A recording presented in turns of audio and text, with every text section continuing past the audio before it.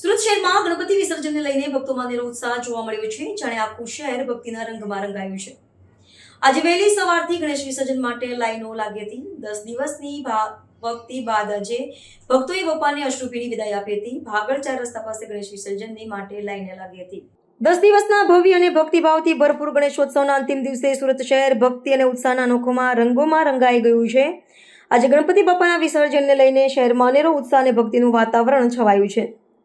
સવારથી જ શહેરના વિવિધ કૃત્રિમ તળાવો અને વિસર્જન સ્થળોએ ભક્તોની લાંબી લાઈનો લાગી ગઈ હતી।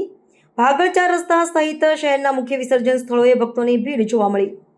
10 દિવસ સુધી ઘરે ઘરે પૂજા અર્ચના થનાર ગણપતિ બપ્પાને આજે વિદાય આપવાના સમયે ભક્તોની આંખો ભીની હતી। ગણપતિ બપ્પા મોરિયા પુદચ્યા વર્ષી લવકરિયાના જય જયકાર સાથે ભક્તોએ મૂર્તિઓનું વિસર્જન કર્યું। ઢોલ નગારા નૃત્ય અને રંગબેરંગી શોભાયાત્રાના કાર્યક્રમોએ આખા શહેરમાં ઉત્સવનું વાતાવરણ સર્જ્યું હતું। પોલીસ અને પ્રશાસન તરફથી વિસર્જન માટે વિશેષ વ્યવસ્થા કરવામાં આવી હતી। સુરત મ્યુનિસિપલ કોર્પોરેશન એસએમસી દ્વારા વિસર્જન પછી કૃત્રિમ તળાવોની સફાઈ માટે પણ વ્યવસ્થા કરી હતી। હું હમણાં ભાગળ આપણે જે ઐતિહાસિક જગ્યા છે જ્યાંથી વિસર્જનની શરૂઆત થઈ છે તે ઐતિહાસિક જગ્યા પર ઊભી છું। અહીંયા વર્ષોથી એક ધાર્મિક રીતે બધા લોકો જોડાયેલા છે, હિન્દુ મુસ્લિમ બધા સાથે મળીને વિસર્જનનો લાભ લે છે અને ગણેશ ઉત્સવ સમિતિ દ્વારા જે આયોજન કરવામાં આવે છે ખૂબ સારી રીતના પોલીસોનો પણ અધિકારીઓનો પણ ખૂબ સારો સહયોગ હોય છે। કઈ રીતે જવાનું રૂટ બધા નક્કી હોય છે। તો તમામ ગણેશ ભક્તોને એટલી વિનંતી છે કે ઝડપથી વિસર્જનના માટે નીકળે, શાંતિથી નીકળે, તમને કોઈ હાનિ નહીં થાય તેની બી ધ્યાન રાખો છો અને બને ત્યાં સુધી મહિલાઓ અને બાળકોને ઘરે જ રાખો એટલી વિનંતી છે। 1942થી ભારત સેવાશ્રમ સંઘ હિન્દુ મિલન મંદિર સાર્વજનિક ગણેશ ઉત્સવ ઉજવે છે અને એનો આ એક જ રૂટ રહ્યો છે વર્ષોથી ભાગળ ઉપર આવવાનો અને આખા સેન્ટ્રલ ઝોનના બધા જ ગણપતિ ભાગળ ઉપર આવે।